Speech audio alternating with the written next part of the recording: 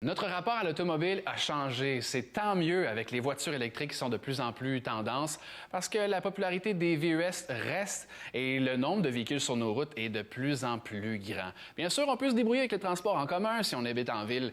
Du même coup, je lisais que les jeunes sont de moins en moins intéressés à obtenir leur permis de conduire. Bref, sujet proposé par Frédéric Castonguay, 19 ans, de Montréal.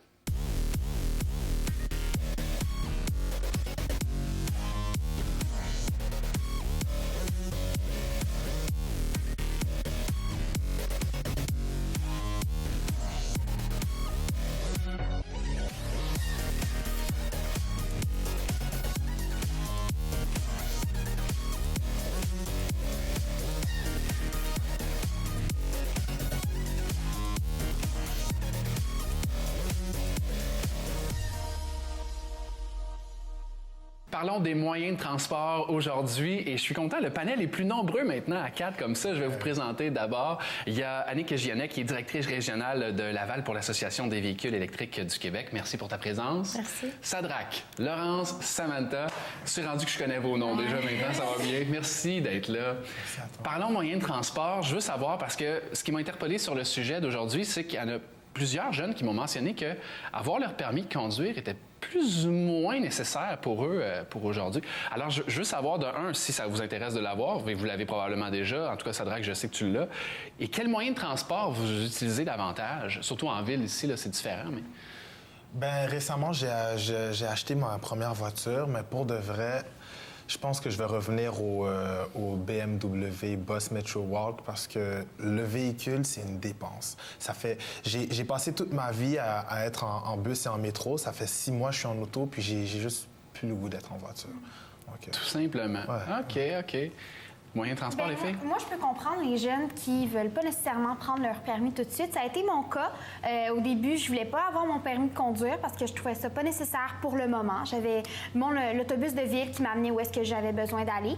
Là, je l'ai pris par précaution. On sait jamais ce qui peut arriver, une situation où on est mal pris. Je suis en train de le suivre en ce moment. C'est sûr, moi, j'utilise beaucoup les transports en commun. Donc, l'autobus de ville, pour moi, est devenu mon meilleur ami parce que c'est grâce à ça que je me déplace. Sinon, parfois, ma mère peut aller me reconduire quelque part ou quoi que ce soit. Sinon, le vélo l'été, c'est mon moyen de transport principal. Ou la marche. Ou la marche, exactement. Ou la course, ou peu importe. Samantha. Donc, moi aussi, j'utilise beaucoup les moyens de transport comme le bus, le métro, très peu la bicyclette et je marche beaucoup quand même. En ce qui concerne la voiture, je dirais que oui, on pourrait s'en passer, mais ça dépend aussi des situations. Surtout si tu dois faire de longues distances, la voiture peut toujours aider au lieu de faire de longues heures dans des bus, dans des métros et tout. Et puis aussi, les dernières minutes, c'est quand même assez important, je trouve.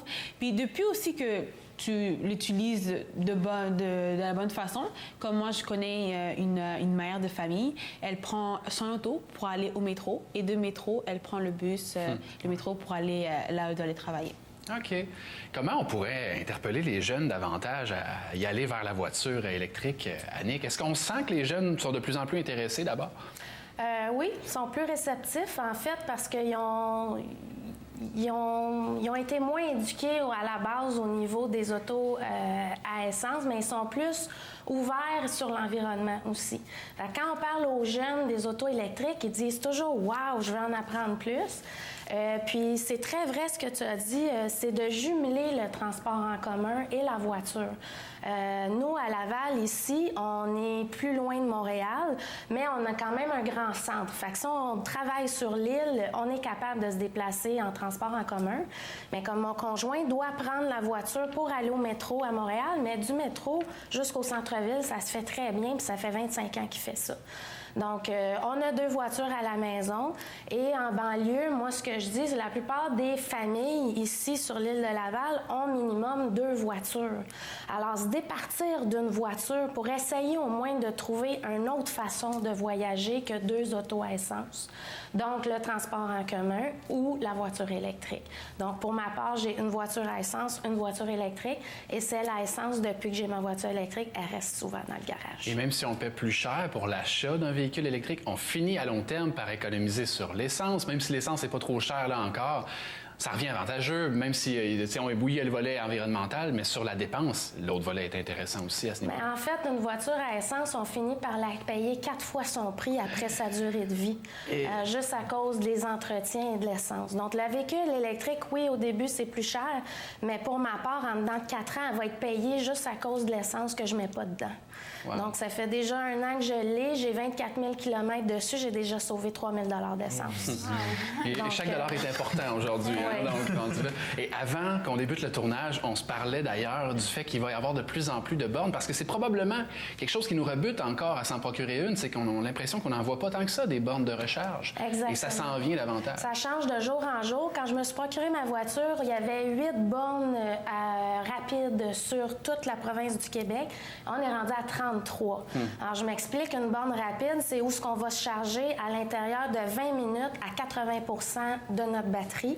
Donc, c'est très rapide. C'est ça qui nous permet de se promener de Montréal à Québec jusqu'au Saguenay. Avant, il y en avait 8. Là, on est rendu à 33. Il y en a qui se rajoutent de jour en jour. Mais 80 % du temps, c'est à la maison qu'on se charge. Fait que moi, tous les matins, je pars de chez moi, ma voiture est pleine. J'ai jamais besoin d'aller au garage. Et puis, l'essence, même si elle est pas chère, il faudrait qu'elle soit 14 sous le litre pour moi pour que ça soit pas rentable.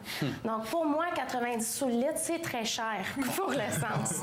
Est-ce que vous êtes conscient du niveau environnemental de la chose? Est-ce que c'est quelque chose qui vous préoccupe quand vient le temps de parler de voiture ou de transport en commun? C'est pas vraiment cet aspect-là pour l'instant, pour vous, qui vous interpelle? Ben, je dirais, lorsque tu le vis, là, tu deviens conscient. Avant d'avoir une auto, je me disais, c'est pas grave, je vais rouler comme je veux, je vais aller où je veux, quand je veux, le prix de l'essence me le payer, même s'il est 2 piastres le litre. Puis avec l'expérience, 6 mois plus tard, je suis comme, non. Et tantôt, j'ai entendu parler d'une voiture électrique qui peut te faire sauver 3 000 $. 3 000 $ par année d'essence. Ça, c'est un cadeau du bon Dieu. C'est un cadeau du bon Dieu. Donc, oui, le virage vert, il commence à s'imposer là, pour celui qui le veut. Diriez-vous la même chose, Laurence, Samantha? Bien, moi, je suis quand même consciente. J'ai pas encore de voiture, mais je suis très consciente des problématiques là, au niveau du réchauffement de la planète et tout ça. Je suis très consciente qu'il faut peut-être commencer à avoir une solution qui est plus verte, surtout grâce aux voitures, justement. Là. Voilà, moi, même si j'ai pas encore de voiture, je compte vraiment essayer de trouver un moyen, justement, pour que ça soit plus économique et plus aussi écologique. C'est ça exactement ce que je cherche. Plus écologique, vraiment. Donc, moi, je suis d'accord avec les deux aussi. Moi, je n'ai pas de voiture, alors côté dépenser de l'argent pour l'essence, je ne suis pas encore rendue là. Mais moi aussi, j'essaie de faire... ne pas être plus écologique dans le monde. Si je peux marcher, alors je vais marcher. Si je dois prendre le bus, alors je vais prendre le bus. Et dans les rares cas, je vais demander à ma mère de me déposer. Sinon, je peux très bien faire métro, bus, parce que je suis quand même une fille qui cherche quand même assez indépendante. J'aime pas dépendre des autres. J'aime pas dépendre des moyens de transport. C'est bizarre à dire, mais je suis comme ça. Il y a toujours des solutions autres que la voiture. Que la voiture. Surtout à Laval, là, vraiment. Ouais. Aussi, ce que j'ai remarqué, transport en commun, tu connectes avec les gens. Je sais pas, il y a ce côté naturel. Tu es dans une auto, il y a personne à côté de toi. Tu parles tout seul ou tu parles à ta radio. Mais je sais pas, tu es dans un bus, tu es dans un métro, tu as l'opportunité d'ouvrir une conversation. Je sais pas, tu peux rencontrer l'amour de ta vie dans un métro. On sait jamais. Mais je suis content d'entendre ça dans le sens que vous semblez pas être insatisfait des transports en commun. Vous vous y plaisez puis ça va bien quand même. Il n'y a rien que vous changeriez. Peut-être le prix. Qui ne cesse d'augmenter tout le temps quand même, parce que ça devient cher à un moment donné, payer 3,25 pour prendre le bus. C'est sûr que c'est pas parfait. C'est une belle opportunité qui nous offre à nous, les jeunes, de prendre l'autobus de ville, les transports en commun. Mais c'est sûr que c'est pas parfait. Moi, ça m'est arrivé d'arriver en retard 1 heure et demie à l'école parce que l'autobus, il avait pas passé. Il y a eu deux trajets qui ont été annulés complètement. Tu sais, c'est sûr que rendu là, c'est plate. Oui, peut-être que ça peut justement faire parler les gens en disant ben moi je prendrai plus les transports en commun, c'est sûr. Pour ma part, c'est pas le cas là. C'est sûr que tu sais, je me dis toujours place à amélioration là, mais moi une suggestion que je donnerais à M. Coder, mettez le métro 24 heures. Juste pour l'expérience, voir comment ça va se passer. C'est vrai. Mais ça serait un de mes souhaits. Ouais. Avant de poursuivre, on a toujours rêvé que la voiture vole, comme dans le film Retour vers le futur. Apparemment qu'il y a un modèle qui pourrait s'en venir bientôt. On regarde de quoi il s'agit.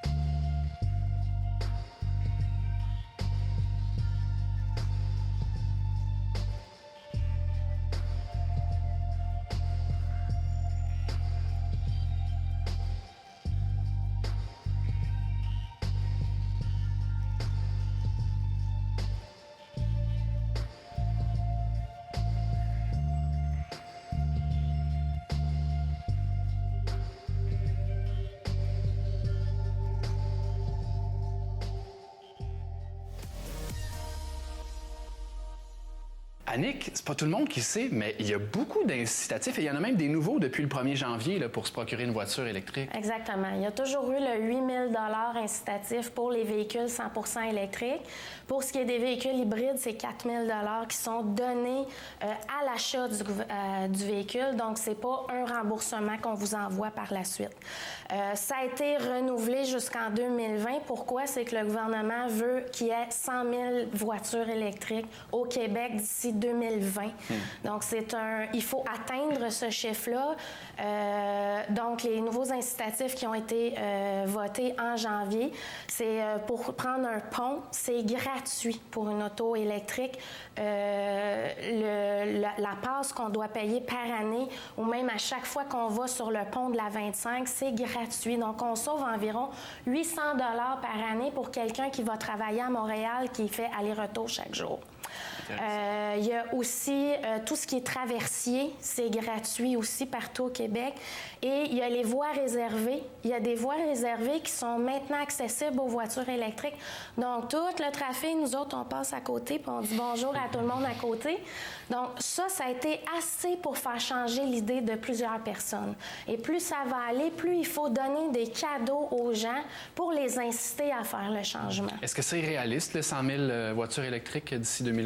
Je pense qu'on peut être capable d'atteindre ça. Ce qu'il faut qu'on travaille très fort et qui va être voté d'ici la fin 2016 par notre gouvernement, c'est d'avoir une loi zéro émission au Québec. Ça veut dire qu'il faut obliger les concessionnaires, les fabricants à avoir des voitures électriques disponibles à l'achat, que les gens ne sont pas obligés d'attendre des mois et des mois pour avoir un véhicule.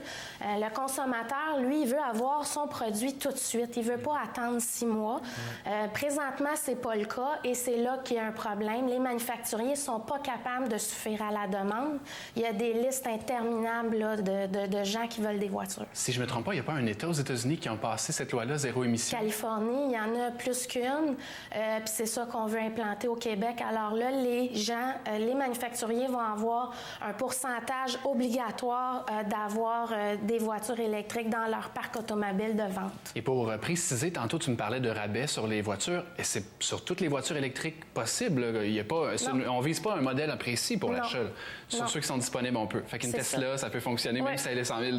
Oui, moi j'ai une Kia Soul électrique 100% et puis je l'ai eu, mon 8 000 $. Et j'ai aussi, j'ai oublié de parler de la borne électrique. On a jusqu'à un rabais de 600 $ sur la borne électrique qu'on fait installer à la maison. De donner en plus. Donc, ça commence à être intéressant, là, oui. De plus en plus. Quelle est votre vision de l'automobile et de la façon de se transporter dans l'avenir? On va être rendu où, vous pensez? Les tapis volants. Non. Non, mais je sais pas. Je te donne un exemple, entre autres. Est-ce que la voiture à essence a complètement disparu? Est-ce que le transport en commun sera vraiment amélioré et ça sera la façon de se transporter? Pour être optimiste, je dis oui. Progressivement, la voiture électrique, ça s'en vient. Mais en même temps, en étant réaliste, je regarde la société de consommation dans laquelle on vit. On veut toujours le véhicule le plus récent, le plus beau, si c'est... Même le plus gros, si je peux me permettre, là, on veut de plus en plus de gros véhicules. Le plus gros, oui, effectivement. Puis... Ça tourne dans les deux sens. Là. Ça peut aller soit sur le bord du consommation, on veut toujours la gamme sans se soucier du côté écologique. Mais je pense qu'avec la génération qui s'en vient, on est beaucoup plus consciencieux sur la chose. Oui, vraiment, avec l'école, là, moi, c'est là qu'on se fait sensibiliser le plus là, dans mes cours de monde contemporain. Personnellement, là, on parle en ce moment un gros module sur l'environnement, l'impact sur la voiture à essence, tout ça. Je pense que aussi notre génération, là, on est de plus en plus conscient des problèmes écologiques de notre planète. Puis vraiment, la voiture électrique ou même les transports en commun peut être une super belle solution. Dans l'avenir, peut-être, dans un monde idéal, ça serait juste ça, des voitures électriques et des transports en commun. Dans un monde idéal, oui. Oui, je suis tout à fait d'accord avec eux. Je pense pas que dans les années qui vont venir, on aura des voitures volantes ou des tapis volants comme dans Aladdin, là, mais je pense qu'il y aura quand même une évolution. Les gens vont commencer de plus en plus à prendre des voitures électriques. Par exemple, moi, je n'ai pas beaucoup entendu parler, mais depuis que je suis ici, genre, ça m'interpelle et ça m'intéresse beaucoup plus. Donc moi, c'est sûr que quand je vais aller à l'école, je vais parler, je vais les inciter. La voiture électrique, c'est important, les amis. Et c'est faire l'essence, et c'est pas bon. non, il faut penser à l'environnement quand même. On est comme en train de la détruire et c'est triste un peu. Oui, il est temps qu'on s'y mette. Ouais. On est comme un peu en retard à ce niveau-là. Mais tu crois pas aux technologies tant que ça, mais le pire, là, c'est que ça s'en vient là. Hein? Annick en parle, entre autres, très, très bientôt des voitures qui vont se conduire seules. Exactement. Et les voitures qui volent, comme je l'ai présenté. Des véhicules autonomes. Des véhicules électriques autonomes. Moi, ce que je vois dans le futur, c'est des véhicules électriques autonomes à autopartage. Donc, de l'autopartage, il y en a à Montréal. Il y en a même ici à Laval. On appelle ça le projet CLIC. C'est des voitures qui sont branchées tout le temps dans les stations de métro, que les gens paient et ils partent avec les volts qui sont là, qui sont branchés. Donc, ça, c'est de l'autopartage. C'est pas leur véhicule, mais ils s'en servent pour se promener à Laval. Et plus tard, ça va être ça, des autopartages, même à Montréal. Pourquoi? Parce que ça va être des autos qui vont toujours être en circulation, qui n'auront pas besoin de se stationner. Le gros problème à Montréal, c'est le stationnement. Donc, si les gens se promènent comme un Bixi, quand t'en cherches un l'été, t'en trouves jamais un. Mais c'est un petit peu le même principe. C'est l'autopartage. Les gens vont se prêter les voitures. Puis, moi, c'est vraiment ça que je vois dans le futur. Comme le service communauto, mais Exactement. encore plus poussé. Exactement, oui. Intéressant. Est-ce qu'il faudrait changer nos infrastructures? On parle de bornes, mais il y a peut-être des choses aussi qu'il faudrait améliorer sur nos routes. Hein, Bien, les infrastructures, présentement, ils sont toujours en évolution.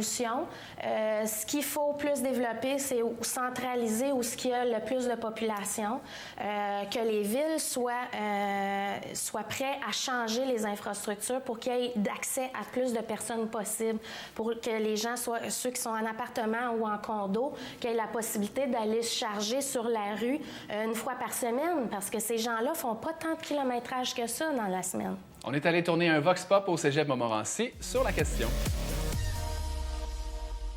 Quel moyen de transport tu utilises? Le train puis le métro. OK. Est-ce que tu as une voiture? Non.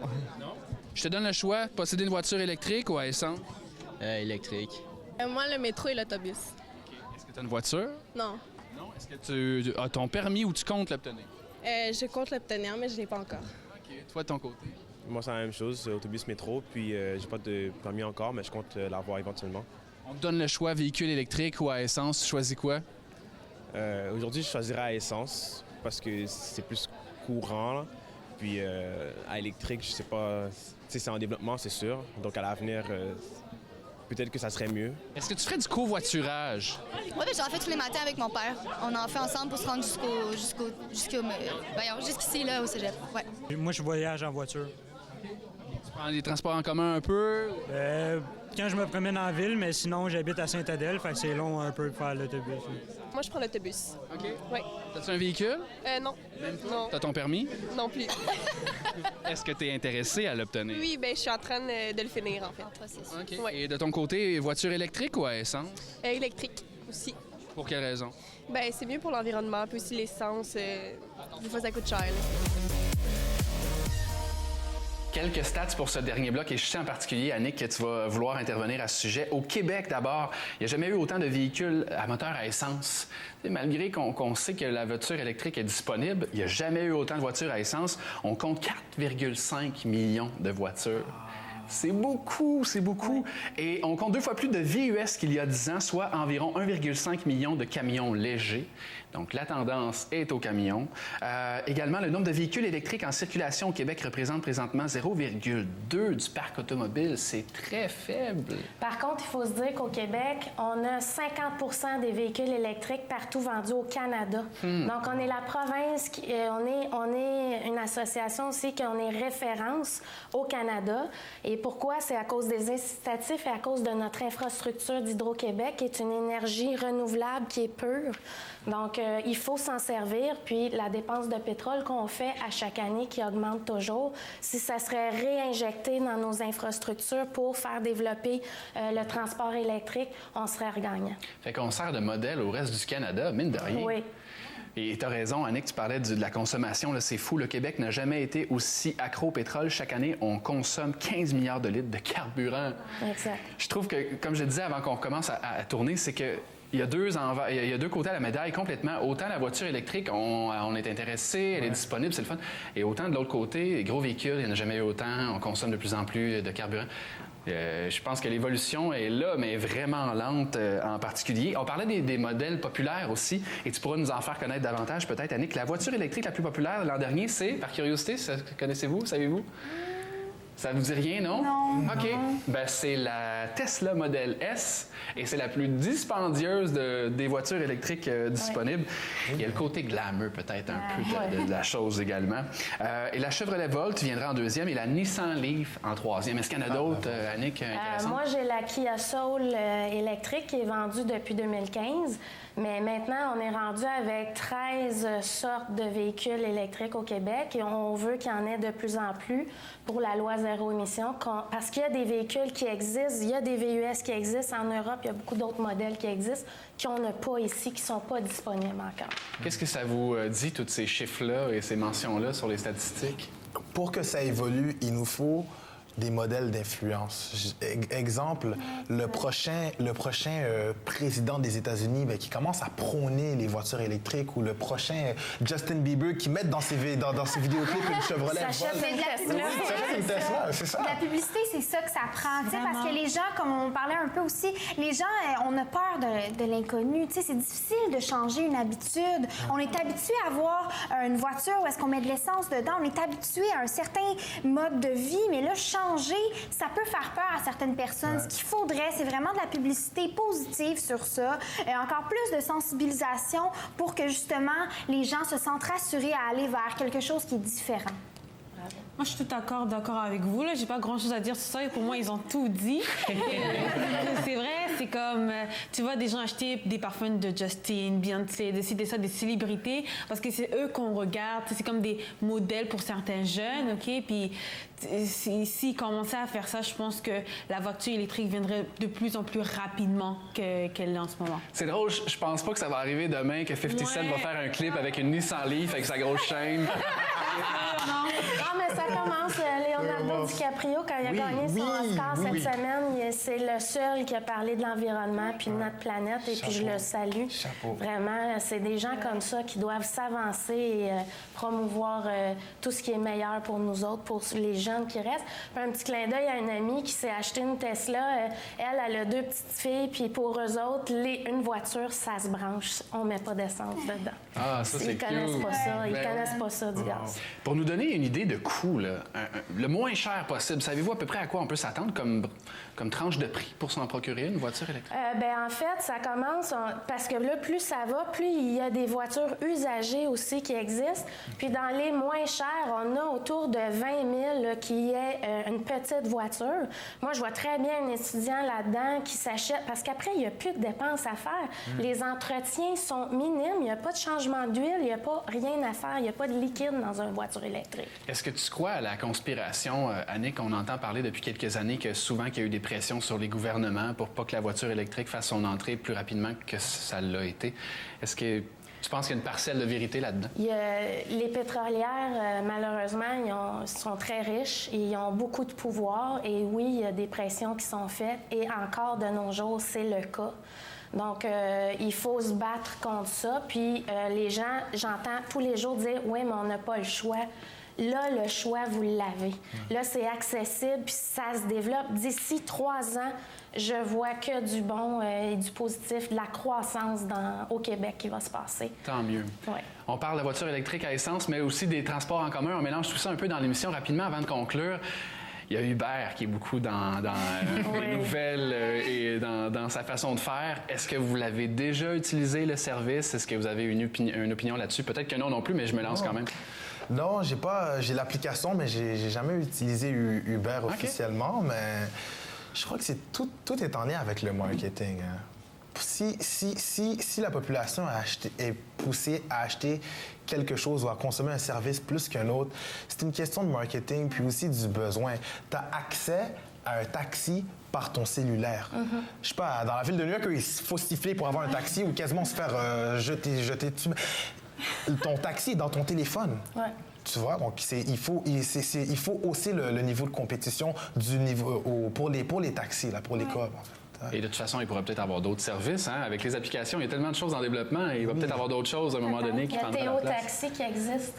Ça, c'est aussi, on peut appeler avec une application, puis c'est des voitures électriques. C'est implanté à Montréal.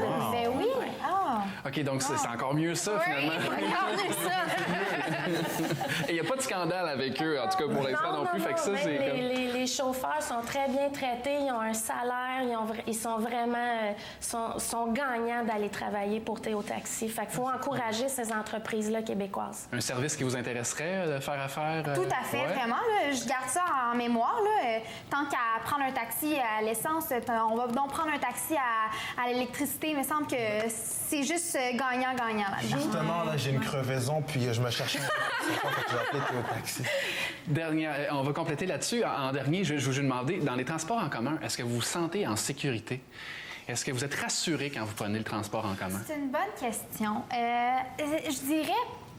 ça dépend à quelle heure, premièrement. C'est sûr que moi, le matin, quand je vais à l'école, j'ai aucun stress. Je veux dire, je suis avec plein d'étudiants qui vont à mon école aussi. C'est sûr que, rendu à un certain moment dans la soirée, que je le prendrai pas. On entend toujours plein d'histoires, évidemment. C'est sûr que le chauffeur est toujours là en avant, mais en général, là, je me sens en sécurité. Okay. Ça va quand même assez bien. Parce que ça motive à s'en servir. Si on se sent en sécurité, c'est... Exactement. Même affaire. J'y pense pas vraiment si je suis en sécurité ou non. C'est sûr que la nuit, OK, je regarde un peu partout. Est-ce qu'il y a quelqu'un qui m'appelle? J'ai l'impression d'entendre des voix la nuit, alors. J'ai vu d'étudier le soir, mais sinon, pas vraiment. Non, je me sens quand même en sécurité, là. Puis quand je monte le bus, c'est souvent avec mes amis, donc je suis jamais vraiment toute seule. Je pense qu'on a fait le tour de la question pas mal, finalement. Merci de votre participation. Alors, c'était Annick Giannec, qui est directrice régionale de Laval pour l'Association des véhicules électriques du Québec. On a peut-être aidé à faire parler davantage de l'association, sait-on jamais. Sadrag, Laurence, Samantha, merci. Quoi dire de plus? Vous êtes super bons, en plus. Merci. On vous souhaite une bonne semaine et on vous rappelle que si vous avez des propositions de sujets, il y a l'adresse qui apparaît ici même. Salut, à bientôt.